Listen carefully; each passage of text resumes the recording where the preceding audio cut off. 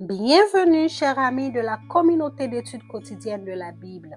Aujourd'hui, nous allons partager avec vous la méditation quotidienne au féminin tirée du livre Vertueuse, écrit par Monica Diaz ce vendredi 10 mai 2024, ayant pour titre « Changer mon cœur pour changer d'autres cœurs ». Les faveurs ouvrent les portes, l'influence change les cœurs. Selon William L. Ford III. En tant que fille de Dieu, nous avons de l'influence même lorsque notre réputation n'est pas au mieux. Dieu désire nous utiliser pour influencer les autres.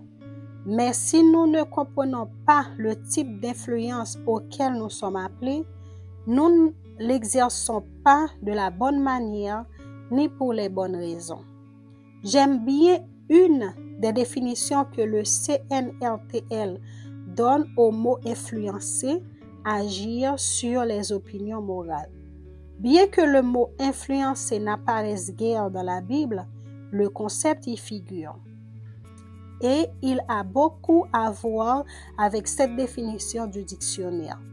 Un passage de référence est Philippiens 2, 14 à 16 nous dit « Soyez irréprochables et purs, des enfants de Dieu irréprochables au milieu d'une génération perverse et corrompue, parmi laquelle vous brillez comme des flambeaux dans le monde, portant la parole de vie. » Bien sûr, il existe de nombreuses façons de briller, d'exercer une force morale, mais une seule, d'un point de vue biblique, être irréprochable et pur est la clé pour y parvenir, est de nous entourer de cette influence qui est le Christ en nous accordant à sa parole de vie afin qu'elle transforme nos cœurs.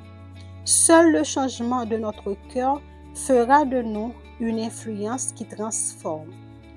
Ce type d'influence est très différent de celui, par exemple, d'une célébrité, une personne riche, une personne puissante, un dirigeant. Les célébrités engagent quelqu'un pour s'occuper de leur image. Les lumières qui brillent pour Dieu meurent chaque jour, au mois, et ne donnent pas beaucoup d'importance à leur propre image, mais davantage à celle du Christ. Les célébrités utilisent les gens pour servir leur autorité. Les lumières rayonnantes qui brillent pour Dieu utilisent son autorité pour servir les gens. Les célébrités utilisent leur influence pour impressionner les personnes importantes dans la société. Ceux qui brillent pour Dieu utilisent leur influence pour renforcer ce que la société d'étiquette d'insignifiant. Les célébrités construisent leur propre royaume. Les stars qui brillent pour Christ construisent le royaume de Dieu. Jésus était une lumière brillante qui ne s'est jamais comportée comme une célébrité.